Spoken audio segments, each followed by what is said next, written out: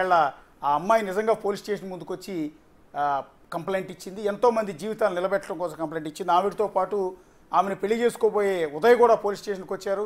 So ప్రస్తుతం ఉదయ్ మనకి లైవ్లో అందుబాటులో ఉన్నారు. ఉదయ్ గారు నమస్తే. Sir hello sir. యా ఇప్పుడు మేము మిమ్మల్ని సూటిగా ఒక్కటేనండి, మిమ్మల్ని ఏదో స్టూడియోలో కూర్చోబెట్టి మిమ్మల్ని ఇరిటేట్ చేసే ఉద్దేశం మాకేమీ లేవు. ఒకటి, అయ్యో మీరు ఆ అమ్మాయి ఇంత ధైర్యంగా పోలీస్ స్టేషన్కి వచ్చి ఎస్ మేము డ్రగ్స్ కన్జ్యూమ్ చేసాము ఒకళ్ళు ఒత్తిడి వల్ల అని ఎందుకు ఇంత ధైర్యంగా చెప్పాలనిపించింది మీకు? తనకు అలవాట్లేదండి. అంటే ఆ ధైర్యం ప్రీతి ఇచ్చింది సార్. యాక్చువల్లీ నాకు ఇన్వాల్వ్ అవ్వాలని ఎప్పుడు లేదు సార్. తిన గురించి నాకు ఇంతకు ముందు నుంచి కూడా వస్తుండే కాల్స్ వస్తుండే, టాక్స్ వస్తుండే ఆమె లావణ్య గురించి. బట్ నేను ఎప్పుడు ఎవరి దాంట్లో ఇన్వాల్వ్ కాలేదు. కానీ ప్రీతి గురించి వచ్చేసరికి ప్రీతి నేను ఉన్న సిచ్యువేషన్లో నేను ఇంత బయటకు వచ్చిన తర్వాత కూడా ఇలాగే చేయటం, ఇది ఆగకపోవటం, ఇంకా జరగట్లేదు, దీనికి ఎక్కడొక్కడ ఫుల్ స్టాప్ కావాలి. ఒకవేళ నేనే మీడియాలోకి వచ్చి మాట్లాడాల్సి వస్తే కనుక 100% మాట్లాడతాను, వస్తాను బయటికి. నేను తట్టుకోలేకపోతున్నాను. యాక్చువల్లీ దానికంటే ముందు కూడా సార్ నాకు ప్రీతి పర్సనల్గా మెసేజ్ పెట్టడం జరిగింది. అంటే తను మాట్లాడలేక ఒక రోజంతా నాతో మాట్లాడకుండా మెసేజ్ చేసింది. ఒకవేళ తను నా గురించి కానీ నా ఫోటో కానీ ఏదైనా సోషల్ మీడియాలో వేస్తే నేను తన పేరు రాసి చచ్చిపోతా అని చెప్పి నాకు చెప్పడం జరిగింది సార్. దాని తర్వాత నేను మళ్ళీ శేఖర్ భాష గారిని అప్రోచ్ అయ్యాను. సార్ ఇట్లా జరుగుతుందండి, నేనైతే తీసుకోలేకపోతున్నాను, ఇదంతా ఒక సొల్యూషన్ అయితే కావాలండి నాకంటే. శేఖర్ భాష గారు అప్పుడు మళ్ళీ నన్ను అప్రోచ్ అవ్వడం జరిగింది. మీరు కాల్ విన్నదైతే కరెక్టే అండి, అది నిజమే. బేసిక్ ఏంటంటే మేము ఏదైతే చేద్దాం అనుకుంటామో అది ఒక సెకండ్ ముందే ఆమెకు తెలిసిపోతుందండి. అది ఒక సెకండ్ అవ్వనివ్వండి, ఒక గంట అవ్వనివ్వండి, ఏదైనా అవ్వనివ్వండి.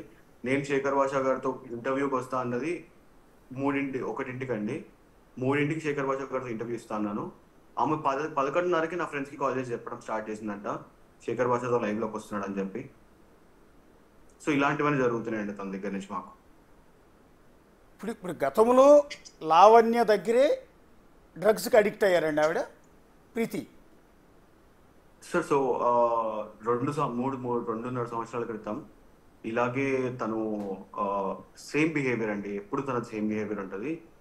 ఇలాగే తను ఉదయ్ నేను ఏదైనా కొత్త స్టార్ట్ చేద్దాం అనుకుంటున్నాను, ఐ వాంట్ టు ఎక్స్ప్లోర్ ఇలాగే ఇంట్లో కూర్చొని రోజంతా తాగుతా తిరుగుతా ఎంజాయ్ చేస్తా, ఇది వద్దు నాకు, నేను మారదాం అనుకుంటున్నాను అనే టైంకి ప్రీతిని తీసుకొచ్చి పరిచయం చేయడం జరిగిందండి తనకి. సో ఇద్దరు కలిసి ట్రావెల్ బ్లాగ్స్ అంటే ప్రదేశాలని వాటి వాటి వాటి విషయాలని చెప్దామని ప్రీతికి ఎప్పటి నుంచో తనకి ఇంట్రెస్ట్ ఉండే. సో అదే పని తీసుకొచ్చి తనకి చెప్పడం జరిగింది. ఇద్దరు అమ్మాయిలు ఉంటే ఇంకా చాలా బాగుంటుంది, అది మనిద్దరం చేస్తే చాలా బాగుంటుంది అక్క, సో చేద్దామంటే కనుక నేను ఇన్వాల్వ్ అవుతాను, నేను వస్తాను, నేను చేస్తాను అని చెప్పి ప్రీతి మాట్లాడడం జరిగింది. ఆ మాట్లాడిన టైంలోనే సరే అని చెప్పి వాళ్ళ ఇంటికి వెళ్ళడం జరిగింది, నేను ప్రీతి ఇద్దరం. ఆ రోజు రాత్రి నేను కింద రూమ్లో ఉండే అనమాట. పైకి వచ్చేసరికి ఇలా జరిగింది. నేను కూడా అక్కడే ఉండే యాక్చువల్లీ. నేను ఇంకా వేరే person, so many people. So తన నోట్లు బలవంతంగా పెట్టడం జరిగింది. పెట్టి తను ఉదయ్ చేదు ఉంది అని నా దగ్గరకు వచ్చే లోపల తను నోట్లో థమ్స్అప్ వేయడం జరిగింది.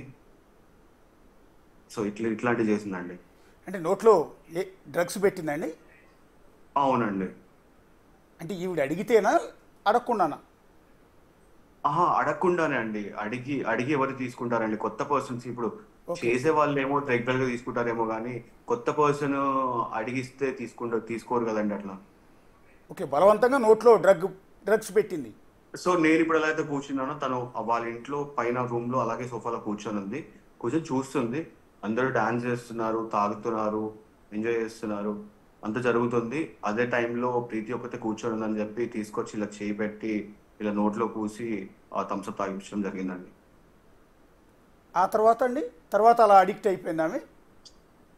తర్వాత నెక్స్ట్ డే తను ఒక 2 days వరకు తను అలాగే బిగుసుకుపోయి ఉండే అనమాట. ఇంకా తనకి అర్థం కావట్లేదు, అవుట్ ఆఫ్ ది బాక్స్ వెళ్ళి ఆలోచించడానికి కూడా బ్రెయిన్ పనిచేయట్లేదు తనకి.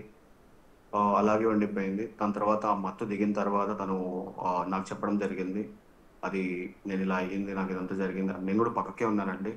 అండ్ దాని తర్వాత మళ్ళీ కొద్ది రోజులకి అక్కడే ఉండటం. అండ్ తను ఏం వెళ్తావు ఇంటికి, మనం మళ్ళీ ఇవి చేద్దాము, వెళ్దాము, ఎక్కడ ఇది కర్ణాటకలో ఏదో ప్లేస్ ఉందండి, ఆ ప్లేస్కి వెళ్ళి ఆ ప్లేస్ని ఎక్స్ప్లోర్ చేసి ఆ వీడియోలన్నీ తీసి కలెక్ట్ చేసి మనం యూట్యూబ్ స్టార్ట్ చేద్దాము అని చెప్పడం జరిగింది. దానికోసం అని చెప్పి ప్రీతి ఉండటం జరిగింది. సరే జరిగితే జరిగింది కదా, ఇట్స్ ఓకే, మనమైతే మన పని మనం చేసుకోవచ్చు అని తను ఆ ఉద్దేశంలో అక్కడ ఉండటం జరిగింది. దాని తర్వాత మెల్లమెల్లగా ఒక నెల పాటు ఇదే కంటిన్యూస్గా జరిగింది. అంటే అలా ఏమేమి డ్రగ్స్ ఉండేయండి లావణ్య గారి దగ్గర? అంటే ఎన్ని రకాల సారీ సార్, డ్రగ్స్, ఒకటేనా లేకపోతే? అర్థం కావట్లేదు సార్. అంటే వాయిస్ లావణ్య గారి దగ్గర ప్రీతి నోట్లో పెట్టిన ఆ డ్రగ్గేనా, అది కాకుండా ఇంకా చాలా రకాలు ఉండేవా? ఇంకా చాలా రకాలు ఉండేవి సార్. ఓకే. ఫర్ ఎగ్జాంపుల్ ఏమైనా పేరు చెప్తావా, చెప్పచ్చా? ఏమైనా ఐడియా ఉందండి ఆ పేర్లు ఏమన్నా? సార్ అది ఇట్లా పౌడర్, రాక్ అండ్ పౌడర్ టైప్లోనే ఉంటాయి సార్ అవన్నీ. So okay. నేను విన్నదైతే కొకైన్, మెత్, ఇంకేంటి ఎక్స్టసీ పిల్స్, ఇంకో 4 చెప్పింది. Preethi can elaborate. Preethi if you can join please అమ్మా. నీకు ఒక మాట నువ్వు మీడియా ముఖంగా అందరికీ చెప్పు, నా ఫోటో దయచేసి చూపించదని చెప్పడం వల్ల కూడా ఒక ఇది వస్తుంది. ఇప్పుడు కోర్స్ తెలియక నేను కొంతమంది పొరపాటున పెట్టేశారు, అది వాళ్ళు కూడా తెలుసుకొని నాలుగు ఖర్చుకొని ఇప్పుడు అందరూ కూడా తీసేస్తున్నారమ్మా. నువ్వు వచ్చి నువ్వు నీ బాధ చెప్తే ఇంకా జనాలు గట్టిగా వింటారు, నీకు ఒక వాయిస్ ఇస్తుంది చెప్పగా. నేను అదే సార్, అంటే ఒక ప్రీతి అమ్మాయి గారికి ప్రామిస్ చేస్తున్నామండి. యాక్చువల్లీ ఒకవేళ బిగ్ టీవీలో ఆవిడకి ఇందాక ఉదయ్ గారికి చెప్తూ ఉన్నాను, ప్రీతి గారికి కూడా చెప్తూ ఉన్నాను, ఒక యంగ్ లేడీ ఒకవేళ డ్రగ్ కన్జ్యూమర్ అయి ఉంటే consumer is equal to victim, not a peddler. Victim కిందే చూస్తారు పోలీసులు కూడా, వెళ్ళి వాళ్ళకి కౌన్సిలింగ్ ఇస్తారు తప్ప విక్టిమ్. అలాంటి victim photo as a media పర్సన్గా ఏ మీడియా ఛానల్లో కానీ, ఏ పత్రికలో కానీ, ఏ వెబ్సైట్లో కానీ విక్టిమ్ ఫోటో చూపించకూడదు. అడిగి చూడు ఉదయ్ ఒక్కసారి, తను రాగలదేమో. రూల్స్ ప్రకారం చూపించకూడదు. ఒకవేళ మేము పొరపాటున మీ ఫోటో చూపించుంటే దాన్ని ఇమ్మీడియట్గా డిలీట్ చేయడానికి కూడా సిద్ధంగా ఉన్నాం. మా వాళ్ళైతే వేయలేదన్నారు. సో ఇప్పుడు కూడా స్క్రీన్ మీద ఎక్కడ ప్రీతి ఫోటోలు కానీ ఆమె ముఖంగా చూపించట్లా, మాస్క్తో పెట్టుకున్న వీడియో మాత్రమే రన్ చేస్తున్నాం. ఎందుకంటే ఆ వీడియోలో ఉన్నది ఆవిడేనన్న విషయం ఎవరికి తెలియదు కాబట్టి.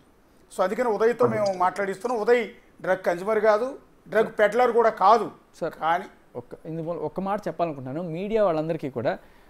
ఒక అమ్మాయి బాధితురాలు ముందుకు వచ్చి తను ధైర్యంగా చెప్తోంది, ఆ ధైర్యం మనం ఇవ్వాలి అంటే మీరు దయచేసి ఇలా గొంతు నొక్కే ప్రయత్నం చేయకూడదు, ఇలా అమ్మాయిని భయపెట్టేసి. సార్ నేను ఒక ఛానల్లో ప్రీతితో మాట్లాడించడానికి తీసుకెళ్తే, నీకు పెళ్ళైందంట కదా, నీకు విడాకులైందంట కదా, నీకు వాడితో సంబంధం ఉంటుంది కదా, వీటితో. సో ఆమె పర్సనల్ లైఫ్ ఏవో మాట్లాడతారు సార్. ఆవిడ రాక పెళ్లి చేసుకునే వ్యక్తి పక్కనే ఉన్నాడు కదా, అదే అంటున్నాను. అవన్నీ తీయాల్సిన పక్కనే ఉండగా ఏదైనా కూడా సార్ ఆ పర్సనల్ లైఫ్లో ఏం జరిగింది అనే విషయాలు అడగండి, ఆవిడని అడగండి అని చెప్పి ఈ మీడియా వాళ్ళకి ఇవిడ ఎగదోయడం, వాళ్ళు అదేదో లావణ్య గారు అడిగారు అని చెప్పి మీరు అడగడం.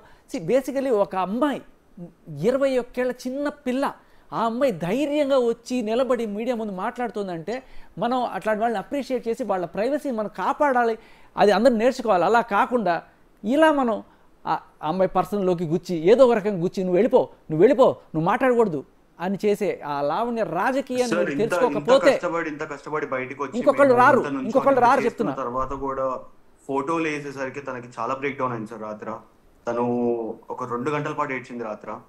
అదే చూసి మాకు అందరికి మేము ఏం చేయాలో అర్థం కాలేదు. అండ్ సపోర్ట్ చేసేవాళ్ళు లేదు sir. First of all Shekhar Basha గారు మా అడ్వకేట్ ఇద్దరే గట్టిగా నుంచొని మాట్లాడుతున్నారు సార్. అమ్మాయిది బోల్డ్ అంత ఫ్యూచర్ ఉందండి. 21 ఏళ్ళు మీరు చెప్తున్న లెక్క ప్రకారం 19 ఏళ్ళకి, అంటే 2 ఏళ్ల క్రితం లేదు సార్. తనకి ఇప్పుడు 23 ఏళ్ళు. 21 ఏళ్ల వయసులోనే డ్రగ్ అడిక్ట్ అయింది, అది కూడా బలవంతంగా ఫోర్స్ఫుల్లీ డ్రగ్ అడిక్ట్ అయింది. ఇలా డ్రగ్ అడిక్ట్ అయిన వాళ్ళు ఎంతమంది ఉన్నారో తెలియదు కదా, ఎంతమంది ప్రీతిలో ఉన్నారో తెలియదు. సో వాళ్ళందరికీ న్యాయం జరగాలి అంటే ఒక ప్రీతి బయటకు వచ్చి చెప్పడం వల్లే కదా ఇదంతా తెలిసేది. ఇప్పుడు ఆ అమ్మాయి నోరు మూయిచ్చేస్తే మీడియా ఎట్లా సార్ మిగతా వాళ్ళకి న్యాయం జరిగేది? ఖచ్చితంగా ఆవిడికి బోల్డ్ అంత లైఫ్ ఉంది. ఇప్పుడు మీరు పక్కన ఆమెను పెళ్లి చేసుకోబోయే వ్యక్తిగా మీరు ఆవిడికి సపోర్ట్గా ఉన్నారు, పక్కన ఉన్నారు కాబట్టి యాక్సెప్ట్ చేస్తున్నారు కాబట్టి ఓకే. కానీ మీరు లాంటి వాళ్ళు పక్కన లేరండి, ఆవిడ రేపు ఎవరు పెళ్లి చేసుకుంటారు? ప్రీతి నువ్వు హీరో నాన్న, నువ్వు హీరో, నువ్వు బయటకు వచ్చావు, నువ్వు అస్సలు భయపడాల్సిన పని లేదు. రా బయటికి వచ్చి చెప్పు, నువ్వు తప్పులు అందరికి పొరపాటు చేస్తావు, దిద్దుకున్నావు నువ్వు, అది నువ్వు ఒక రోల్ మోడల్, నువ్వు ఒక ఐకాన్ ఇవాళ, నువ్వు వచ్చి చెప్పు, అందరికీ చెప్పు, అందరూ నిన్ను చూసి ధైర్యం తెచ్చుకోవాలి, పిరికి పనులలాగా దాక్కోవడం కాదు. రా, నా మాట విను. తెలంగాణ గవర్నమెంటు వెరీ మచ్ సీరియస్గా ఉందండి. Hyderabad CP, Cyberabad CP, Rachakonda CP, ముగ్గురు సిపిలు very much serious about drugs. CM Revanth Reddy పదే పదే వార్నింగ్ ఇస్తూ ఉన్నారు డ్రగ్స్ పోతాన్ని అరికట్టాలి అని. అందుకనే మీరు గమనిస్తే గత 3 నెలల్లో ఎంతోమంది డ్రగ్ పెడలర్స్ని తెలంగాణ గవర్నమెంట్ అరెస్ట్ చేసింది. డ్రగ్ అనేది హైదరాబాద్లోకి